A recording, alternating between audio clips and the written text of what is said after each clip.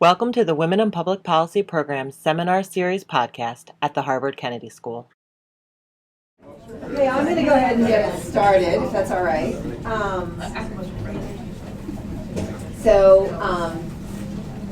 If you haven't sensed it, which you might not, in contrast to the outdoors, it's so cold. It's actually a little chilly in here. I think there's some sort of issue with the heat in the building, so do not be self-conscious about wearing your coat. Nonetheless, I anticipate a heated conversation. So, we just sit closely and enjoy. I'm Hannah Riley-Bowles, a co-director here at the Women in Public Policy Program, and I welcome you to our seminar. The mission of the Women in Public Policy Program is to support the development of research that sheds light on gender inequality, and also that serves as the basis for evidence-based strategies for addressing gender equality.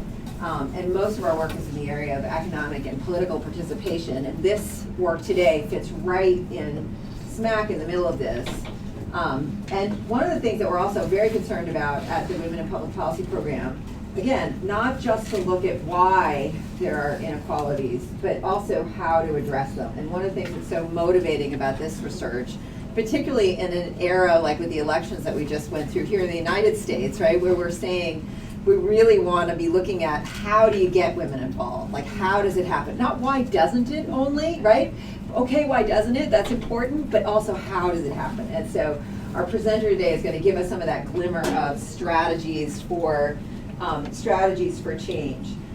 Our presenter today is Soledad Prillaman. She is a postdoctoral prize research fellow in politics at Nuffield College at Oxford University. She's going to be starting as an assistant professor in the political science department at Stanford University. She's, we can make claim to her as kind of one of our own. She's a PhD, recent PhD from the government department here, and did her earlier training in political science and economics at Texas A&M. She's going to be presenting, she's got this new book. It's work from the book, is it? Yes, okay, so she's going to be presenting some new work from her book, Why Women Mobilize, Dissecting and Dismantling India's Political Gender Gap. So please join me in welcoming. Thank you so much for that very kind intro. Thank you all for being here today. Hopefully we can get excited enough to keep ourselves warm and our blood boiling as we think about these issues. Here comes those seats. We have seats down the front here too. This one here as well. So, as Hannah mentioned, I am presenting sort of the overview of a book project that I'm finalizing right now. And so today I'm going to present some of the theoretical arguments that I make in the book, as well as one of the empirical chapters that tries to sort of look at how it is that we can actually reduce the gender gap in political participation. And so the book project broadly asks three questions. So first, why do we continue to see a gender gap in political participation? But then moving towards that question of how we address that gap. Second, thinking about when is it that gender becomes a unifying and politically salient identity?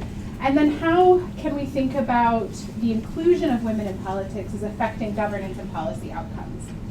But today I'm going to focus sort of on these first two questions. First, sort of theorizing why it is that we continue to see this gender gap in participation, and then second, trying to test different mechanisms to reduce that gender gap.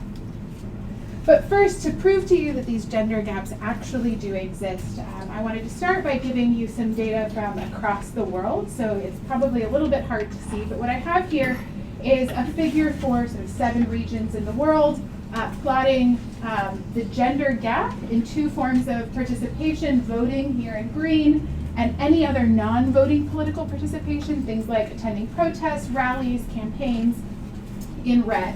And so this gender gap is the percentage that, on average, that men do this minus the percentage that women do. So a positive value means that men are doing this more than women.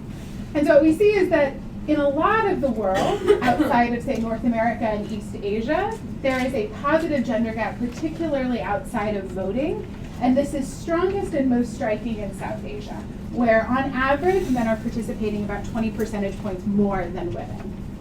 And if we zoom into India more specifically, we see this gender gap emerging, particularly around indicators outside of voting. So here, using a nationally representative survey in India, I compare the percentage of men in blue and women in purple that either voted in local elections or attended local public community meetings. And what we see is that if we looked only at voting, it would look that men and women are turning out at about the same rate. Almost all men and women are turning out. But when we get into these more nuanced, costly, but also potentially beneficial forms of political participation, here attending these local meetings, which later I'll tell you are super important for politics themselves, we see a vast gender gap emerging where men are about 3 times, 4 times more likely than women to be in these spaces. And I wanted to highlight that this gender gap far eclipses any gaps in political participation across castes. So here, blue is still indicative of men, purple is indicative of women, but the different gradations show you different caste groups within India. And what we see is that for the most part, while some castes are slightly more likely to participate than others, the differences within men and within women are much smaller than the difference across men and women. And so this gender gap is actually a really salient and important difference in inequality that continues to manifest in local politics. But to give you a little bit more context to what this means and how this manifests, I wanted to take you to 2 of the blocks that I work in India. And a block is a local administrative geographic unit, the second tier of local government in India where you do have elected representatives. And I first wanted to talk to you about this blue block right here. This is Godadangri block. And Godadangri block is in the state of Madhya Pradesh. It's fairly representative of most of India and particularly representative of Madhya Pradesh. In Godadangri, 50% of locally elected positions are held by women, which sounds great, but is mandated by the Constitution and by sort of the laws in MP that have set a 50% gender reservation. And often this is sort of in name and not as much in practice as you would expect. And if we look at female citizens as opposed to female representatives, this gender gap emerges. So when asked in a survey that I conducted, only 9% of women said they had ever contacted a local leader to ask for a benefit or a service or to gain access to something. And this compares to about 50% of men. And even fewer, only 3% had actually followed through and submitted an application requesting for a service such as a road, a water pump, or a ration card. And I want you to compare Godadangri block to the block of Kesla, which is here in red. And as you can see, these 2 blocks neighbor each other. And as you can imagine, because of that, they look pretty similar on most characteristics. On socioeconomics and demographics, these 2 blocks are virtually identical. But when we think about gendered political behavior, these 2 blocks look vastly different. So in Kesla, 79% of elected positions are held by women, and not just in name, but also in practice. More than 40% of women report having contacted their local leader for a benefit, and more than 25% have submitted applications for services. And not just a few applications. In the last 5 years, they've submitted nearly 2,000 applications for services and been successful in 70% of those, turning out actual changes in policy. And in addition to this, anecdotally, what I've seen is that they've organized marches against domestic violence, against payment delays in local government welfare schemes, and against alcohol abuse, which is often tied to violence. And so the women of Kesla have become a political force to be reckoned with in a way that they are not in Godadangri. So why is it that we have this emergence of women as active political agents in Kesla block, but not in Godadangri? And we can turn to some of the traditional literatures that would help to try and understand why this gap exists, a lot of which were sort of developed and theorized in developed contexts. The first of which would suggest that this is because of resources. Women lack some of the economic and educational resources that men have, and it's these gender-based inequalities in resources that explain gender-based inequalities in political behavior. Alternatively, we can think of this as the result of the economic division of labor. So men go out and have jobs and work outside of the household. Women take care of household responsibilities. And as a result, it may be an efficient system for men to represent the household in political spaces and women to continue to stay in the household.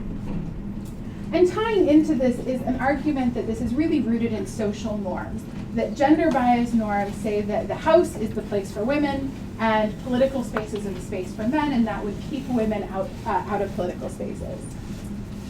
And finally, a really growing and quite large literature thinks about the role of institutions in shaping gendered behavior. Things like quotas and reservations and the way that our institutions are set up would actually help to increase and augment female representation or inhibit women's representation more broadly. But the women of case law had the same income, education, bargaining power, and general sort of access to labor market opportunities, existed under the same division of labor and under the same political institutions as well as social norms. So we're left still wondering, why is it that case law in Gododongri looks so different? And one argument I'm going to make today is that this is all related to women's social connectedness and the degree to which they see other women as being their political, being in their political network and coordinating their political behavior with other women. And so just to quickly overview and preview the argument I'm going to present, I'm going to argue that part of the reason, actually the main reason that we continue to see a gender gap in political behavior is because of the way that political behavior is coordinated, and specifically that women are coordinating their political decisions within the household. And what happens is that men emerge as the political agent of the household, and households are sort of behaving as unitary actors. However, in this system where men are representing the household interests, their interests are also getting sort of center stage more than women's. And so many of women's preferences are being underrepresented in this system. And so women would benefit from a different form of political coordination. In particular, I'm going to think about gender-based coordination. And so I'm going to look at what happens when you provide women with access to women's groups, namely, and I'll describe this in more detail, self-help groups in the context of India, and how does that shape who they actually discuss politics with, coordinate their political behavior with, and ultimately then their engagement in politics. And I'm going to use original data from a survey of just over 5,000 women and half of their husbands from 375 villages in India, as well as leveraging a natural experiment that dictated which villages in India had access to an NGO program that mobilized women into these self-help groups, comparing those to villages that didn't have access to this program. And what I'm going to hopefully show you and convince you of by the ending is that participation in these women's groups and access to these social ties doubles women's likelihood of political participation, reducing the gender gap in political behavior, and that the key mechanism through which this is happening is through the activation of gender-based collective action and women's coordinated political behavior, but also the fact that participation in these groups seems to increase women's political information as well as their confidence and ability to sort of have command time and space in these institutions. So before getting into all of that, I'll first give you just a little bit of context to the case of India, and particularly I'm going to focus on sort of local politics in rural India. I'll then spend a bit of time detailing the argument, and then show you the evidence that tests one of these constraints that emerges from the argument. And I'll conclude with some implications. And I should say, please feel free to interrupt at any point in time. I'm happy to take questions or comments. So the study that I am working in is in the state of Madhya Pradesh, which, as you've already seen with case law in Gododongri, is sort of in the center of the country. It's the second geographically largest state in India with a fairly sizable population of 73 million people. It represents India in a lot of characteristics, and particularly represents this sort of central belt of India. And I'm going to be focusing, as I said, on sort of the rural population in this state, which is about 70% of the population. And in terms of gendered outcomes, MP looks fairly similar to the rest of India. So we see sort of very low female labor force participation at about 25% compared to 27% nationally, as well as sort of general similarities in terms of other both political and economic outcomes. And then thinking a bit about the areas that I'm looking at. So the villages that I look in are, as I've said, very rural, but also particularly in parts of the state that have a large tribal population. So 65% of the population in the sample is tribal, although about 99% report their religion is Hindu. So there's not as much religious heterogeneity in these areas, but there is a lot of sort of social heterogeneity based on tribe and caste. It's also an agricultural economy, and what that means and what the implications of that are for what I'm going to talk to you about is that there's a strong division of labor where men are sort of seen as the ones who are harvesting the fields and bringing in all of the resources to the household, where women stay home and tend to take care of the household. Although they do support some of the work in the fields, they're just not given credit for that in terms of financial resources. And then the last thing that I want to note is the social norms that dominate are patrilineal, patrilocal, and patriarchal. And so what that means is that men are the heads of the household and everything, but also, and we'll talk about this in a second, the patrilocal part is particularly important here. So what this means is at the point of marriage, women are uprooted from their sort of natal village and they move into the village that their husband is from. So they're uprooted at that point of marriage from all of their existing networks and transported into a new place, at which point they have to abide by sort of patriarchal norms that keep them in the household. And now thinking about local political institutions. So in India, the Panchayati Raj institutions established a 3-tier system of local government. So at the lowest level, you have Gram Panchayats, which aggregate just a few villages into the most localized form of government. A few Gram Panchayats are sort of aggregated into a block. That's what Kesla and Godadangri are. And then a few of those blocks are aggregated into the district. And they're elected representatives at all of these tiers of government. And I'm going to zoom in on the most local form of government. And I do this in part because this should be, in theory, the easiest institution for women to engage with. This is something you could walk to the Panchayat office and actually speak with your elected mayor or leader. But panchayats actually are quite powerful in terms of the allocation of services. So Gram Panchayat is responsible for the provision of most local services, things like roads, water pumps, access to sort of, they can decide over sort of school allocations and potentially have some decision over the allocation of health centers. And then they also have power over the distribution of welfare schemes. So for example, they are your first gateway to getting access to a ration card. And so interactions with this level of government have massive implications for the services and benefits that you receive. That's just one question about that. How are they funded to do these things? Does it come from national tax structure or something that's Most of the funding comes from higher tiers of government, some of which, so for example, when it comes to schools and health centers, they don't have full autonomy over the choice of how those are allocated, but they do sort of deal with hiring and things at the local level. Yeah. And the last thing I want to highlight, I've already talked about these local community meetings. These are called Gram Sabha. These are meetings that happen at the panchayat level of all eligible voters who can come and deliberatively decide over the allocation of public goods and welfare transfers and voice their opinions over this. So this meeting in particular is where citizens, one way in which citizens have a very active role that they can play in the way that the panchayat functions.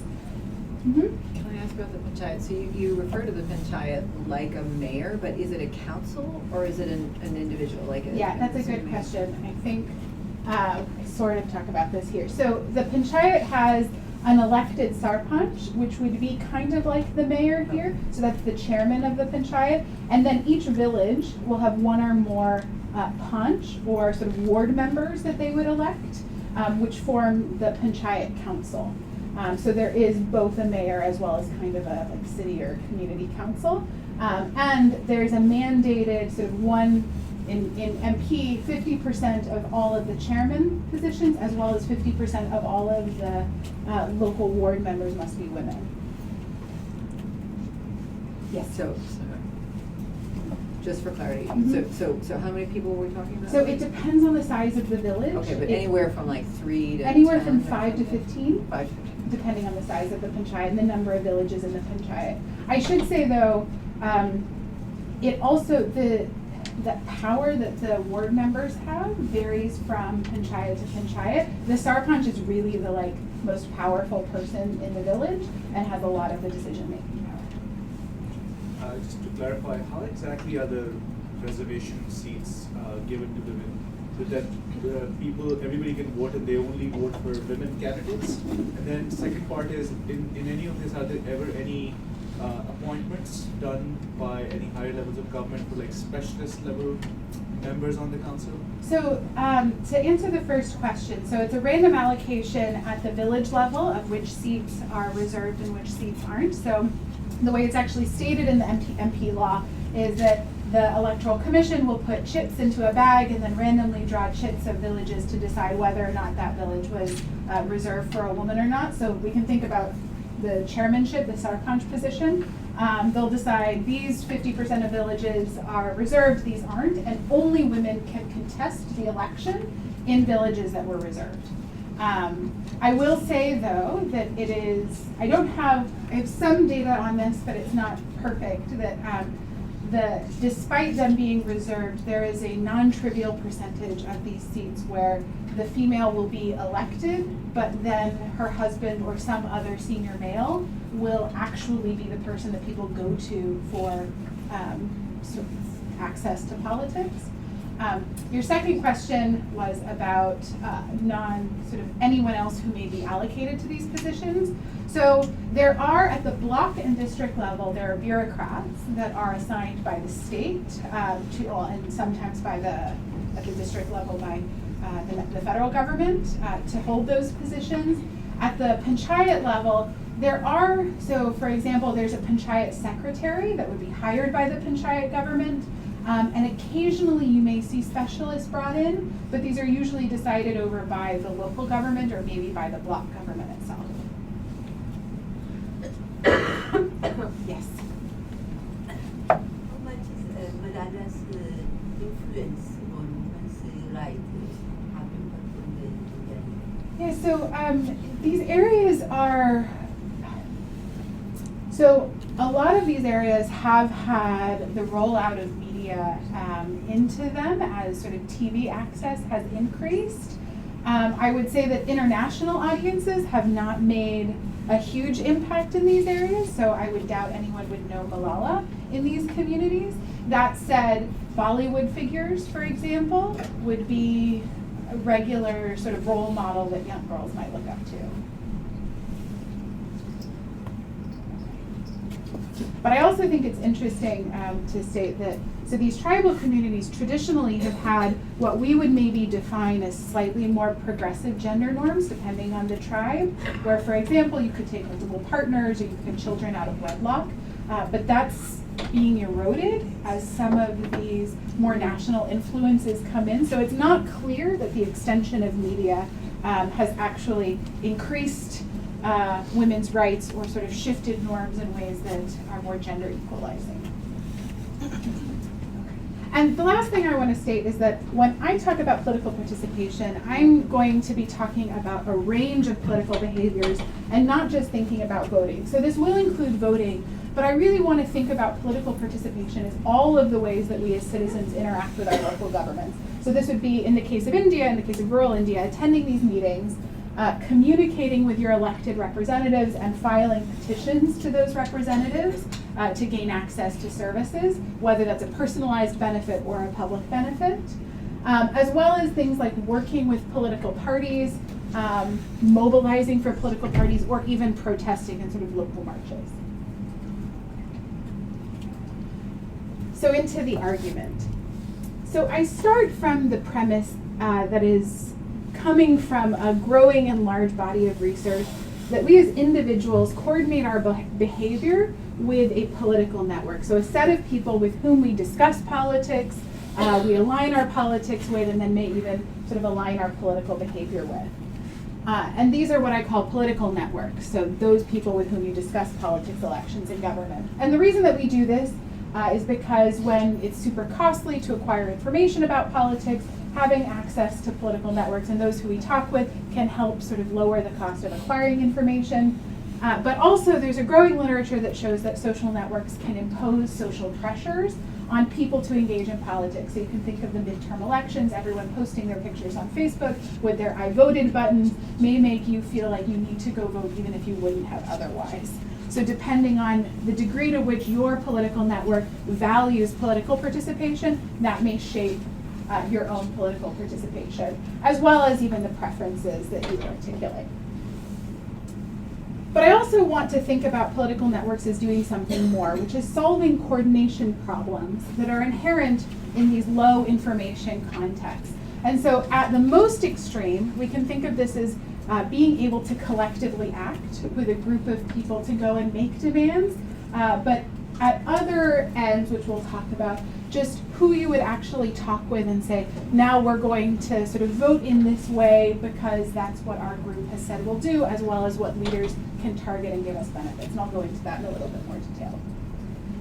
But the question then is, given the multitude of groups and people with whom we engage and the multitude of identities that we carry around as individuals, which do we actually align our political behavior with?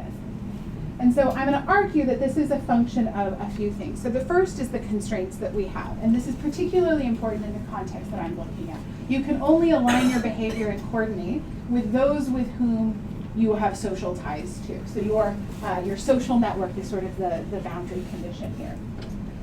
But then we need to think about who you'd actually want to coordinate with from within the set of people that you're connected to.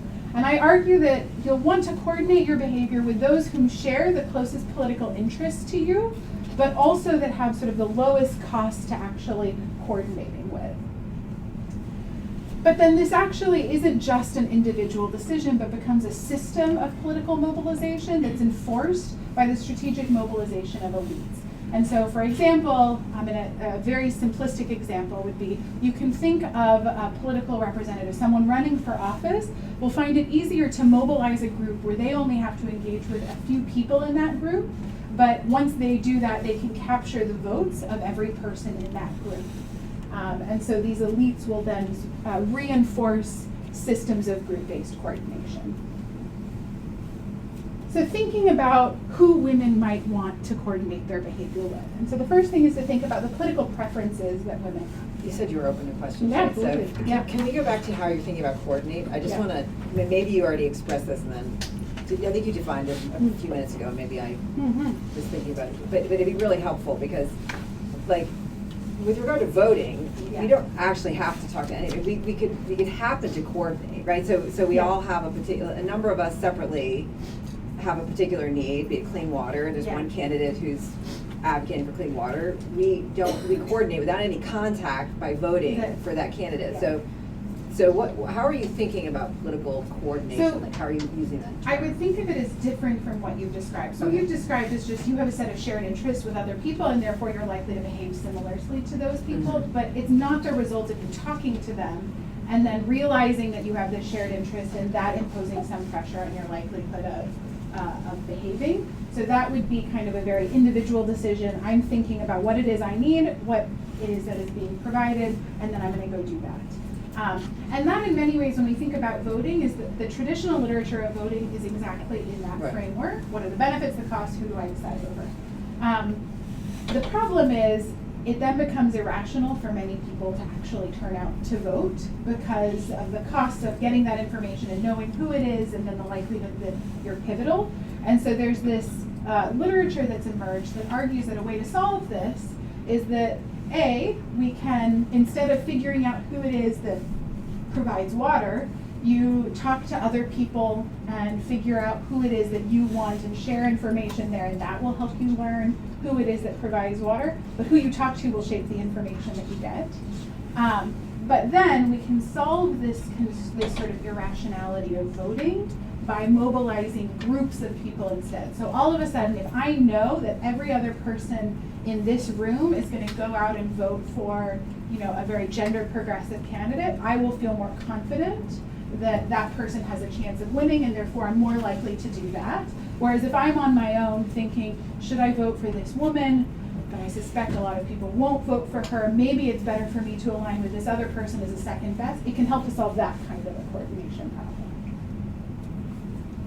So, and I'll talk a little bit about what this means. You can think of this, so one thing that this ends up happening is there's a big ethnic politics literature, and you can think of that as one of the ways that people coordinate their behavior. They sort of coordinate with others in their ethnic group because they expect that that will increase the likelihood that their interests are represented and that they'll likely reap rewards.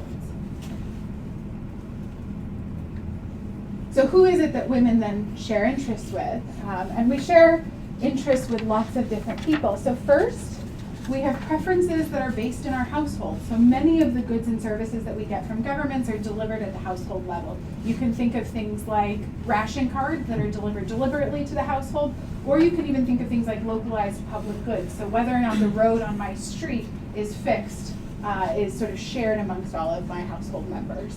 And so here, just to give you a little bit of data behind this, so I surveyed husband and wife pairs, and so men in red, women in blue, the percent of men and women who reported satisfaction with the provision of roads, schools, health centers, and sort of daycare centers, nutrition daycare centers. And what we see is that men and women share are sort of almost equally satisfied with the provision of these services. And this holds as well if you look at within household pairs. Alternatively, women share other identity linkages based on our intersectional identity. So here you could think of this as like ethnicity, that we share preferences and interests with those that are members of the same ethnic group as ourselves. And so in the context that I'm looking at, this could be around patronage, so the likelihood that I'm going to get a benefit because the leader is part of my ethnic group, or other ethnicity-based or class-based preferences, as well as I may just share an interest in reducing ethnic inequalities, and therefore I want to align my behavior with other members of that identity. And so here I'm just looking at 3 different caste categories, scheduled tribes, scheduled caste, and OBCs, other backward castes. And what we see is that voting behavior is very different across these ethnic lines. That's all sort of this is showing. But then finally, we may as women care about gender-based preferences, or men too, but I'm going to focus here on women. And the preferences that women share could come from a lot of places. So from the economic division of labor itself, so for example, the fact that I'm allocated the responsibility of collecting water means that I have a greater stake in the provision of water than men, whereas men may care more about the allocation of jobs. We may also have gender-based preferences. In this context, that comes out most in thinking about domestic violence and reducing domestic violence. Here that tends to politically manifest in alcohol reductions. And bans prohibition on alcohol. But we may also want to coordinate with other women simply because we want to reduce gender inequalities, even if we don't agree with other women on any of these things.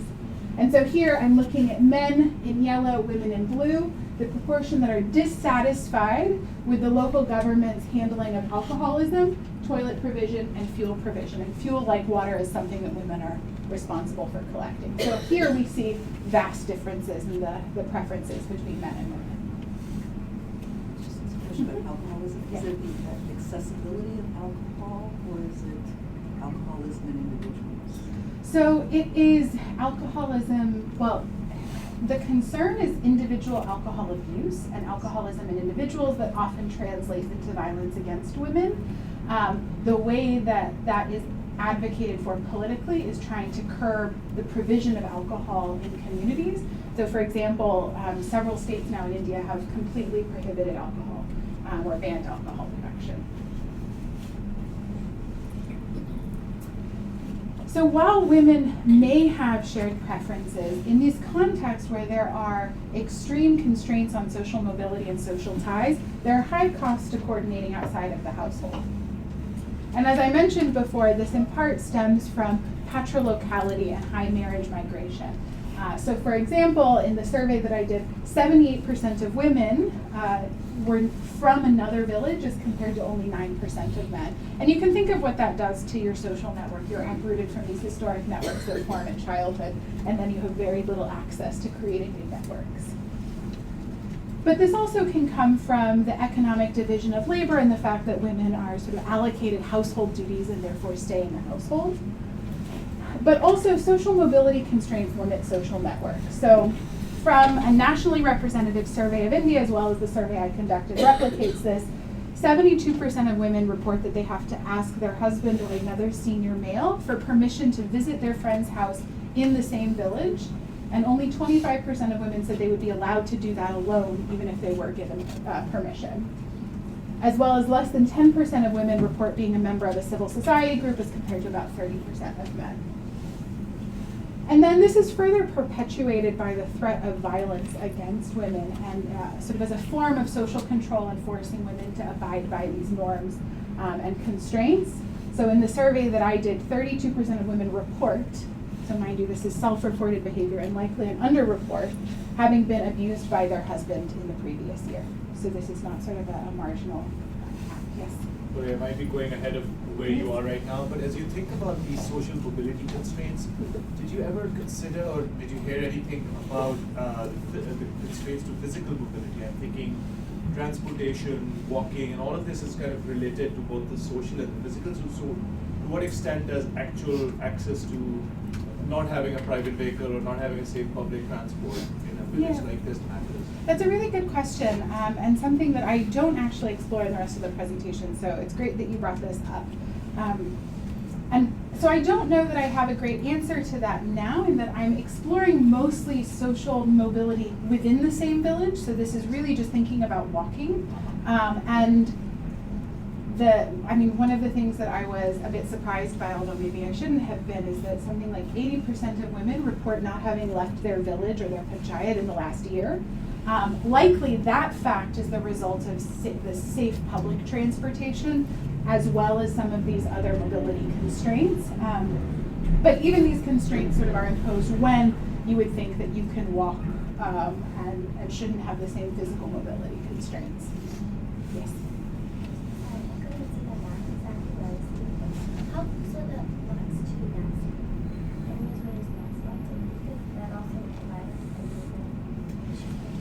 Yeah, so the particular districts that I'm working in are very tribal, which would likely have a lot of Naxal violence. They were selected to minimize Naxal violence, in part because I wanted to sort of not, that opens up a whole different sort of set of arguments you have to make, but B, for the safety of surveyors and teams going into these areas. So in the particular areas where I have done this survey, and so where this data is coming from, there's very little Naxal violence. So all of this suggests, yeah. Sorry. In those outcomes you have on the bottom, did you see variation between the people the women who migrated and the women who did it? I haven't looked at that. That's a good question. I'd have to look into it. My guess would be there may be some variation, but given that so many people migrate, it would be potentially minimal, or at least it wouldn't affect a huge portion of the population, but it's worth considering, yeah.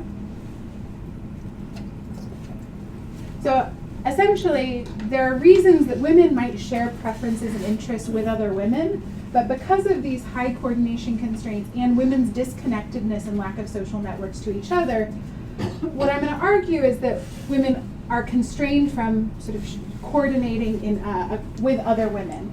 And women also share preferences with their household, as we've already discussed, both because of these household-based preferences, but also because those intersectional identities are more likely to be shared within the household. So you're more likely to be from the same caste or ethnic group as others in your household. And there are very low coordination costs. You come home every day and you can talk politics or hear others talking politics in the household. And there are high constraints from other actors in the household for you to behave the same way as they do. And so what this means is that often women will coordinate their behavior with the household and not want to deviate from within the household itself. So what does this imply for women's political participation? So maybe this is how politics is coordinated, but why then don't women go to political spaces? And this suggests that we should see households aligning on demands and vote choices, but political participation, particularly outside of voting in these more sort of costly public forms of participation, are costly. And so I'm going to argue that what happens is one or a couple of people from the household emerge as the political agent, the person who's going to show up in these spaces and represent the household's interests. And this is decided based on a few things. So first, who in the household, we can think back to resources, who in the household has the most sort of resources that would make it more likely for them to participate. And this goes in favor of men in these cases. So we see that literacy rates are significantly higher for men, education is much higher for men are more likely to have been employed. And I should say that these employment rates include Narega work, and so if you exclude Narega work, which is sort of a local job welfare scheme, that gap gets even bigger. Men make a lot more money, are more likely to be connected to other people, and in general have larger social networks. So in terms of resources, we would expect men to be more likely to participate. We can also think about how this might be bargained over within the household. And because of the division of labor and the fact that men work outside of the household, we would think by our traditional definitions of bargaining power and exit options that men would be privileged in bargaining negotiations. But also, as we talked about, there's sort of more forms of social control that happen where men can use the threat of violence to increase their bargaining power in the household. And then finally, sort of the third linchpin in this argument is that social norms in these areas privilege sort of men's interests and state that politics is really the space for men and women should stay at home. So all of this together, I argue, suggests that men act as a political agent for the household, showing up in political spaces while women stay at home. And then this becomes a reinforcing equilibrium, where because men have engaged in these political spaces, they gain access to other political networks, they acquire political skills and information, and as a result become sort of more likely to participate in politics as this perpetuates. So what does this imply? It suggests that there would be a gender gap in political participation, creating a system of gender-based insiders and outsiders, but that women who have sort of lower social mobility constraints, greater resources, and greater bargaining power might be more likely to participate in politics. And I won't go into all of that today, but the rest of the book sort of explores each of these different constraints. It also suggests that we should see an alignment of household preferences and voting behavior because of these sort of household-based identities. And what this implies is that gender-based interests are likely to be underprovided in this system, both because women are privileging interests around household identities, but also because as men being sort of the political agent and having more bargaining power, their preferences are going to be given greater weight within the household itself. And thinking at a sort of broader scale, politics and sort of the identity around which politics is organized will be around sort of shared household identities rather than sort of gender as an identity. So all of that builds the case for maybe a fairly depressing story of why women don't participate in politics. But as sort of discussed before, the aim is also to think about how we might reduce this inequality in political participation. And so these implications yield a few further implications. So first, we could think about increasing women's resources, but that has been studied and often found to not have these effects of reducing inequalities in political participation when you sort of give women access to information on its own. And so, for example, looking at the sample that I do, I decompose the sample and show that 86% of the gender gap is unexplained once you account for education, employment status, income, and all of these other resources. We could think about increasing women's bargaining power, and that's something that I explore in a different chapter. But what I'm going to talk about today is what are the implications of broadening women's social networks and increasing their social ties and ability to coordinate with other women. And the idea here being that women can now coordinate outside of the household when these social networks become political, but these networks may also reduce gender-based inequalities.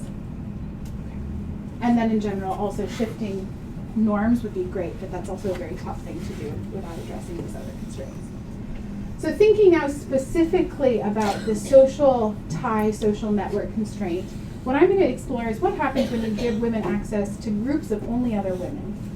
And the argument being that when you sort of solve that coordination constraint amongst women, this can foster solidarity and potentially increase the likelihood of gender-based collective action amongst women, particularly, as I've argued, when gender-based interests are underprovided. But women's groups can also provide critical support to counteract social norms, constraints on mobility, and threats of violence when you have sort of a critical mass of women who can help you navigate these constraints on your behavior. But then also women's groups can reduce inequalities in political resources. So you can think about heterogeneous groups as helping to share information when different people come together and have different amounts of information, as well as provide spaces for you to develop sort of confidence and civic skills before actually entering political institutions. So now the evidence, the empirical part of this. So the question I'm trying to ask in this particular chapter is, does access to social networks affect women's political behavior? The problem is that networks are often endogenous. Who you talk to is likely related to your political preferences and your beliefs, and how connected you are is also tied to these things. So what I'm going to do is exploit as if random variation in access to an NGO program that provided some women with access to self-help groups, which are sort of economic networks of women, and other villages didn't get this program. And so the particular treatment that I'm looking at is access to self-help groups. And self-help groups are groups of 10 to 20 women from the same village. There can be more than one group in a village that meet, in this case, weekly for informal savings and credit. So you come together, you put some money in the local pot, and then when you need to take out a loan, that's allocated informally within the group. But these groups end up sitting together for many hours and over time, the conversation starts to sort of turn away from simply talking about finances and livelihoods, but talking about sort of what's going on in your life, maybe what your complaints are, and may even sort of hit on political issues. The way that these are implemented, though, is I'm working on a program with an NGO that came in, and what they did was they sort of went around and told everyone about these groups and asked people to opt into them, and then they put you into the groups, and their job is just to facilitate the group's organization, but not to provide direct political or other inputs. And the last thing that I'll mention is the groups that I'm studying, these are not like short-term interventions. On average, they've been meeting 6 years, but up to 15 years. So I think what's really important is this is a social transformation. This isn't something that just happened overnight, where all of a sudden I have access to new women and I trust you enough to want to change my political behavior. Yes? Just a question, what do you know about the conditions that allow these women to participate in the groups? In other words, did they also require permission from? Yep. This is a fantastic question, and I don't think I have the link here, but I can show you later some of the data behind this. So the key reason that women and men report women opting into these is because of financial need. So 98% of women say they opted in because they needed access to credit. They did require permission from their husbands, or most of them, many of them would have required permission to engage in these groups. And I think that that's in part why what's critical about this is these were seen as economic groups.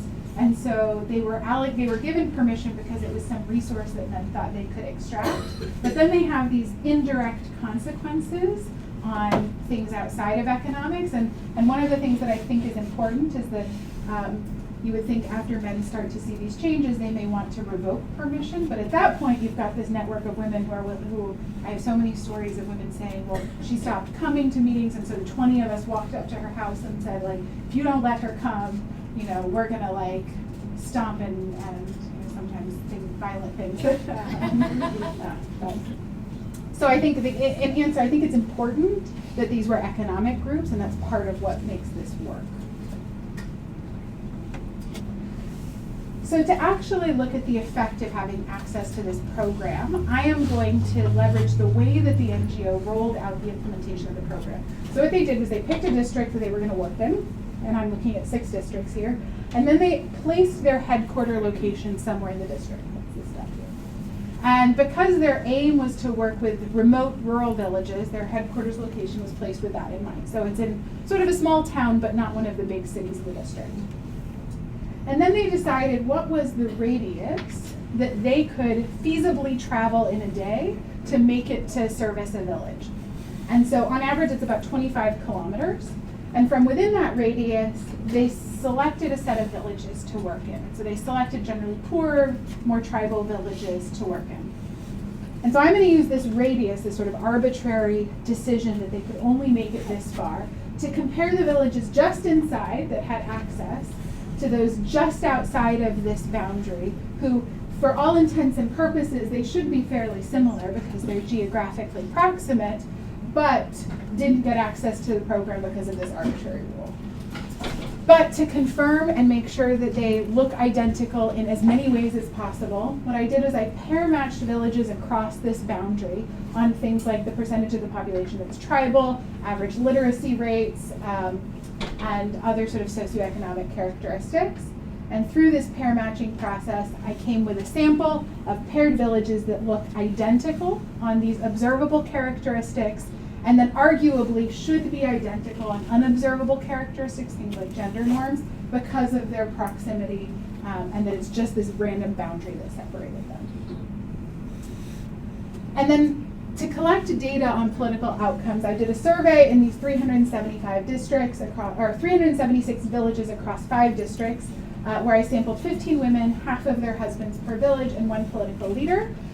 The survey was done, so I randomly sampled respondents from beneficiary lists in the treated areas and from census rosters in the others. So this may create some concerns that I'm selecting only the women who selected in, so the beneficiaries in treated areas, whereas a random sample of likely women in others, and I'll address this in a second to sort of talk about how I handle that. Surveys were conducted in person with responses recorded on tablets, and to ensure sort of women's comfort as well as to minimize social desirability, only same gender interviewers were used, and privacy was 100% ensured, so no man was allowed into the interview. Okay. So what I've already described is I sampled the villages based on this pair matching approach across the boundary. And now I wanted to think about how can I think about respondents? So as I've already said, I'm looking at the women who selected into the program in the areas that had the program. So I want to find the women who would have been most likely to select into the program in the areas where they didn't have the program. And so what I'm going to do is I'm going to match respondents between these treated villages and control villages based on the set of characteristics that determine who's likely to join a self-help group. Things like financial need, access to land, and other resources. And then I'm going to estimate sort of the treatment effect using this match sample, using a regression discontinuity model, using distance to the boundary as sort of the forcing variable. But then also, because that may not completely make you think that I've found exactly the women who would have opted into the program if they had had access to it, I went back to 40% of the villages and I did a completely random sample in both treated and control. And I'm going to compare the random sample of women in treated villages with a random sample of women in control villages. But what that means is I have beneficiaries and non-beneficiaries in treated villages. Is there also still some bias inherent in that, though, that by selecting the people who would most likely opt in, you're matching those, but you're also taking a subset that are more self-motivated or perhaps aspirational mindsets to begin with? In this first approach with those who selected into the group? Yeah. So there is still that concern that the people who I can only match on these sort of observable characteristics, and likely I'm not identifying exactly those who would have opted in because of things like aspirations. So here what I do instead is I just randomly sample, and so what it means is about only 40% of the women I look at opted in. Right. And so ideally you should have the same distribution of aspirations there. Right. And so what I'll show you is that you see similar effects, although they're attenuated because you now have people who didn't opt in. And the effects of self-help groups only seem to be contained for those who actually participate in them. Okay, so here is kind of the big takeaway table. So what I have here are all of the outcome variables here. So an index of all forms of political participation that don't include voting, whether you voted in the last election, whether you attended the Gram Sabha or made a claim to your local leader, or made a claim to your block leader. And so the first column here is that match sample of respondents, so you may have these concerns about selection. And then here I have the sample of respondents that were randomly selected from the subsample group. And so the treatment effect is what's reported in each cell. And so what we see is that political participation increases significantly when we think about attending a village assembly meeting. Again, we see significant effects. And I want to make the point that these are actually quite large effects. So this is the percentage of women in control villages that would have attended a meeting, so 21%. 16 percentage point more women are likely to attend a meeting in areas, or for women who are a part of a self-help group. So it's almost a doubling of the likelihood to participate in politics.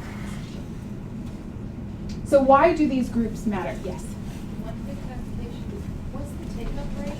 So how much are you attenuating impacts? Is it like 40%, is it 60%? So on average, it's 40%. It varies substantially based on how many years the NGO has been operating in that area. So there is substantial variation. It's not something, I haven't looked at heterogeneity based on that, but that's something that I could do. What I have done is look at only areas where take-up was more than 60% versus areas where it wasn't, and you see that the effects go up the higher take-up is. And that's because of the numbers?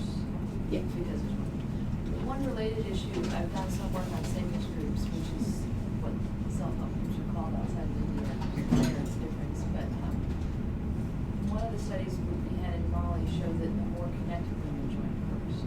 So that might be something to think about, because that is directly related to business. Yeah, that's great. That's really. They did a social network survey in a subset of the villages in the area. Right. Everybody did eventually join, less connected women joined, but more social connected. That's great. That's interesting. So I haven't looked at that, and it's a really useful point. One thing I could potentially do is look at how long, like whether you were a first joiner or not, and see if the effect holds between first joiners and later joiners. I mean, one of the things. It's hard to get the control for that. You get, the more you get into the details, the more the selection, the self-selection is challenging. That's true. I mean, what I can maybe say to that now is that this seems, what I'm about to get into is what really seems to be happening is these groups are providing space for collective action. And so you either see a whole group participating or not. And so because of that, it may be that those first joiners are the ones, there's something happening here about where some of these groups get politicized and others don't, and that's something I'm working on understanding right now. And it could be that when you have a more socially tied person, your group is more likely to become political. But because of all of these sort of constraints and the backlash that women face, there does seem to be this need for collective action and mobilization and this critical mass to engage, which would maybe solve some of the concerns about individual social ties before joining. I'm wondering if you have any sense that over the course of these meetings, over the several years, that the women involved begin to realize what additional power they have, and or if that becomes something they feel obliged to kind of keep within the group and sequester lest it be known outside, or is the balance achieved because of the economic benefit to the household, and so this becomes more tolerable, if you will? So there's a lot of, I think, really interesting things wrapped up in that thought, some of which I'll get to. So the first, and I'll highlight some of those in a second, but what I can say is that these groups collectively do start to see the power that they can have when they work together. And so, I'm talking just about political participation here, but there are so many anecdotes of, for example, one of these villages, the women decided they were so concerned about violence, they created their own police force and bought themselves uniforms, and they had different shifts, and what they would do is they'd go around sort of policing violence, and they even had these informal institutions where if you stuck a broom outside your door, it meant you were in a heated argument and you were nervous. And so they then collect the rest of the group and try to combat this. So I think there definitely is something happening where women see the power in these groups. In terms of the economic and bargaining power of an individual woman, I'm going to get to that in just a second. So then why is it that these groups matter? So I've already sort of hinted at some of this. It could be about collective action and collective coordination and sort of a critical mass of being able to engage in these spaces. It could be that this is all about individual bargaining power. And what I see, and I'll show you in a second, is that they increase bargaining power, but contrary to what you would expect, they don't substantially change a household's economic resources, consumption, or assets. They allow for a little bit of consumption smoothing, but in general, the overall economic position on average doesn't change that much. They also do seem to spread information, so women who are part of these groups are much more politically informed, as well as increase women's confidence. So there was the data behind all of that. So first, thinking about collective coordination. So, and maybe this ties into this earlier point, so I should think about how to tease this out. But women in these groups report substantially larger social networks, which is not that surprising if you think of this group as part of your social network, but also are significantly more likely to say that they discuss politics within their social network and with their friends, as well as have more sort of mobility within a village. But then also looking at, now this is not a causal identification, purely descriptively, thinking about within those people who are self-help group members, which are the ones who are most likely to be participating in politics. It seems to be the people who sort of discuss village issues in the SHG, so the groups that actually end up becoming political groups, and also those who sort of meet outside of the SHG for political reasons, but not for social reasons. As well as we see some of the expected things like more educated and employed women are more likely to participate. Could you go back one slide? Mm-hmm. It looked like you've got a stronger effect for discuss politics with friends when you do the random sampling. Is that, do you think that's a spillover effect, or what do you think that is? I should have said this is the random sample, but where I'm instrumenting for participation. So this is looking at the effect for those who ended up participating. Oh, that's why it's stronger. Yeah. Okay. Yeah. There is, in the paper I have the just like pure random sample, and it's smaller. I actually think this effect is not significant because there are no spillovers actually. Okay. When we can think about bargaining power, so looking at a bunch of different things that might be happening at an individual level, it does seem that women report having more decision-making power in the household as a result of participating in these groups. But violence doesn't change much, although this could be sort of a mixed effect of backlash as well as reporting differences. Household consumption behavior doesn't go up, and if anything, may go down. Assets don't change, as well as reported sort of bias by husbands doesn't change at all. So gender attitudes don't seem to be changing as a result amongst men. Women also seem to have more information. Yes? It's very interesting. This topic is very particular because in China, ancient time, the woman, for example, if the husband beat the house, the wife, the Chinese women go in group and really to the husband in prison, and then finally they really get so much strength, and then the woman get more power and get into the economy, and then the Chinese imagine now they are very, very almost so much richer. That is because of the women participated in politics, in economy, in family, everything. So the Chinese woman is the first example for that, and that is how they start this in every middle class. And so the idea is the starting is very interesting. Collective unity is power, and collective people can act more than just single one. It's really interesting, and I'm interested to hear of these comparison cases that feel similar. I think a question that I often get is, this is a context of very low social ties for women, so how much is this an argument about when women are super constrained in the household? And so this is very India specific, I don't have the data or the argument, but something I'm looking into is I think that these kinds of sort of conditions and coordination behavior operate in contexts where there are much more social ties, and it's more about who you talk with about politics and the degree to which you're collectively likely to act. I mean, I think we can look at the US as an example, where despite the fact that there are very clear cases when women should coordinate their behavior and want to sort of act in the same way, gender still isn't a mobilizing political identity. And I think some of that may be rooted in similar types of characteristics, even when you have greater social ties amongst women. So these groups do seem to be increasing women's political information, both subjectively in terms of reporting over, do you know how to actually make a claim, or do you know whether or not women can be local leaders, but also on objective information. So when asked what's the number of days you're allowed to work under a local job fair program, women in these groups were more likely to give correct answers. And then last, I looked at the role of participating in these groups on things like confidence. Seeing these groups as sort of non-government institutions to foster sort of skills and your confidence to actually then go and engage in political institutions. And I did, what I haven't talked a lot about is I've done a lot of qualitative interviews, and this confidence effect really came up in these interviews. Women, sort of the first thing they say when you ask what changed in your life as a result of joining is they'll say, I'm now more confident and I'm willing to talk to people. And so we see some of that manifesting in the data, that women both report greater confidence, but also a greater likelihood of actually speaking up, even if they were to go to these public meetings.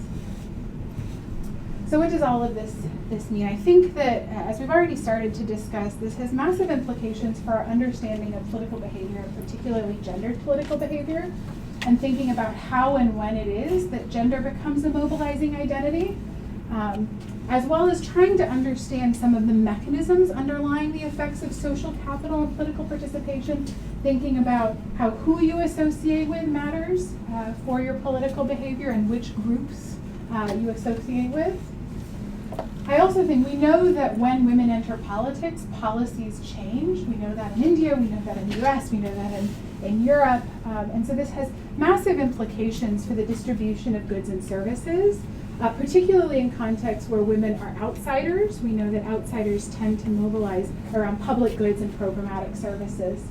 And last, I think, sort of a hidden implication of this is something in the way that we think about economic development. So these programs were welfare programs aimed at increasing incomes and economic resources.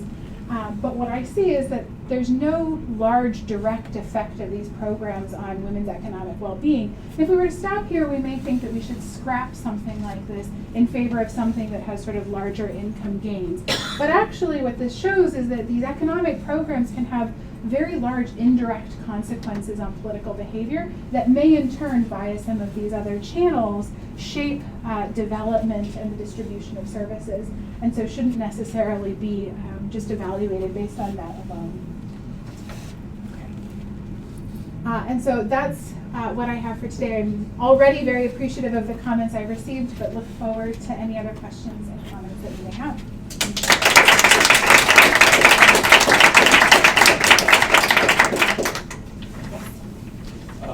Very interesting. I really like the focus on the local government, but if we step back for a second and think about the region that where you started, South Asia, with really bad economic and political disparities in women's participation, all four big countries I can think of, India, Pakistan, Bangladesh, Sri Lanka, have had women leaders, Benazir Bhutto and Khalida Zia and Indira Gandhi and so on.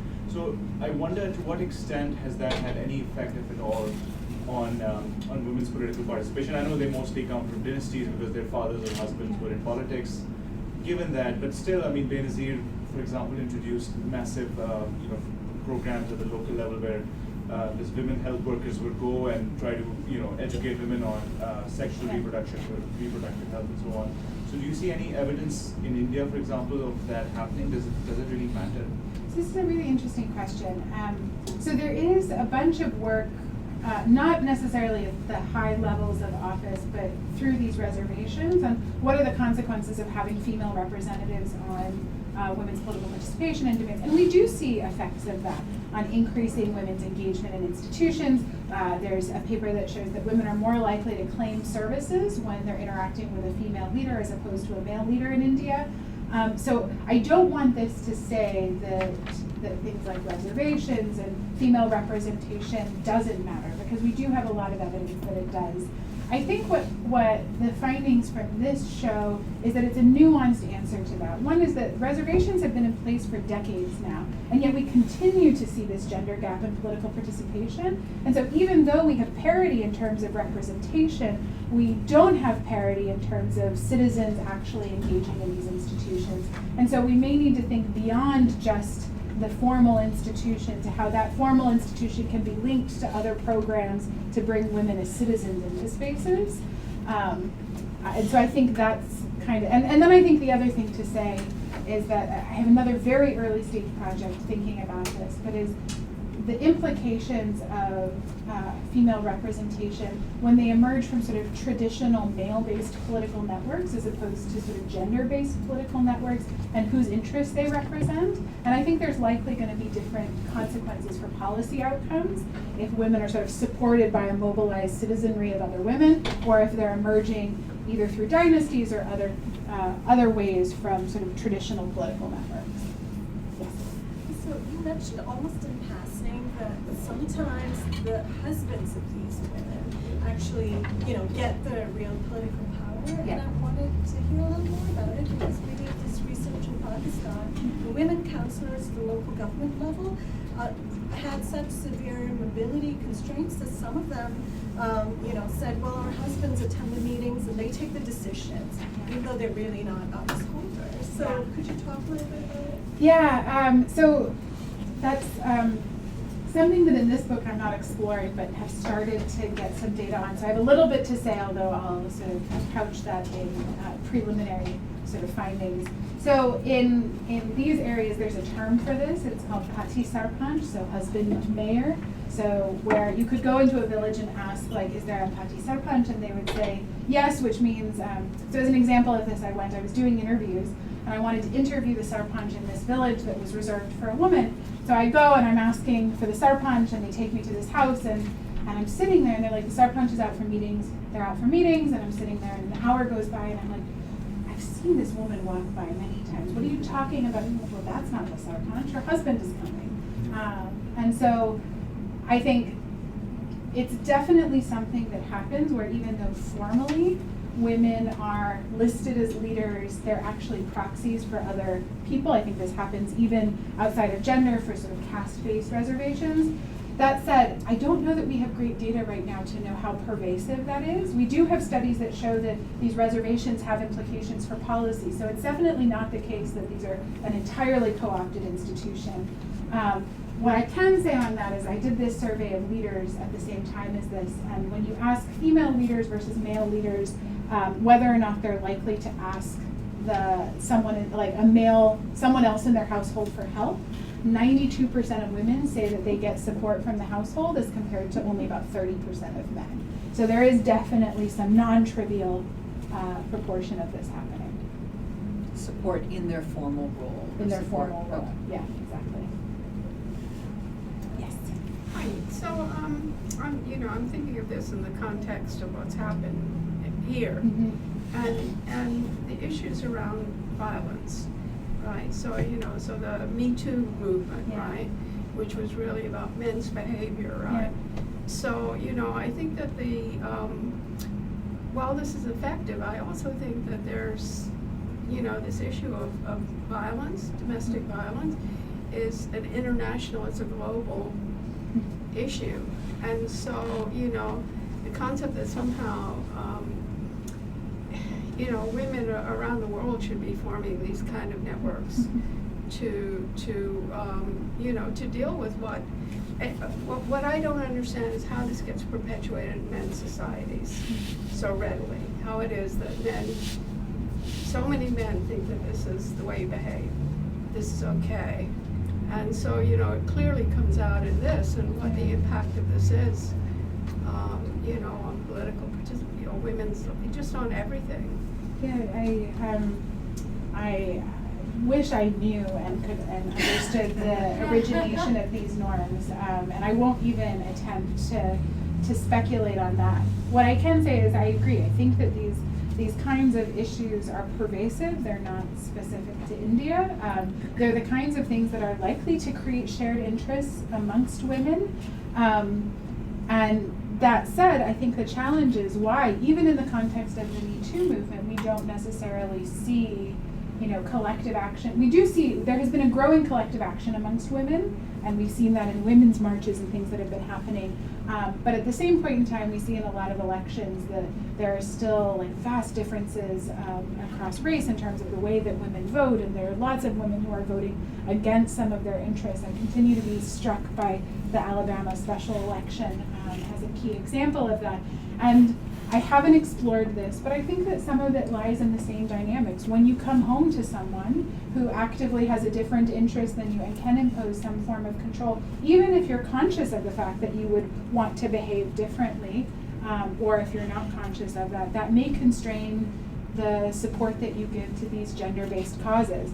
That said, I think that, for example, the Me Too movement is indicative of the fact that while women have a lot of shared interests, violence is something that really unites us in a very clear way and has the power, as it does here, to actually mobilize women together more than maybe other issues would.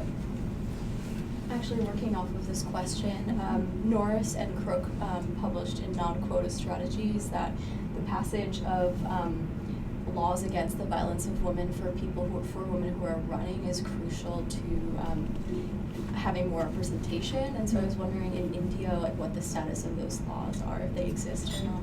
Laws against the violence against female representatives that run.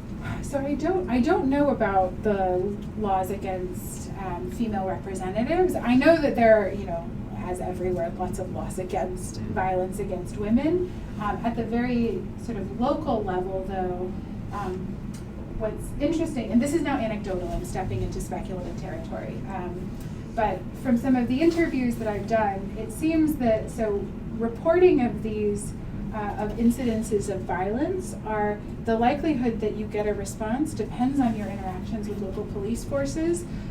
Often many of whom, and I've talked to so many women who've said, they just said, go back and sort this out. Like this is, you know, we'd like you to resolve this first. And so this is one way to get back to an earlier question, that having sort of an actual female representative can have implications, because often they'll take the sarpanch or a punch with them to go and negotiate these spaces. So, I mean, all of that is like not a very clear answer to what you're asking, but I think that both the legal environment is super important, and I believe would have substantial effects. But I think that the customary environment is still operates outside of that legal environment at times. Oh, I'm just so sorry we have to stop here. It's such a great conversation.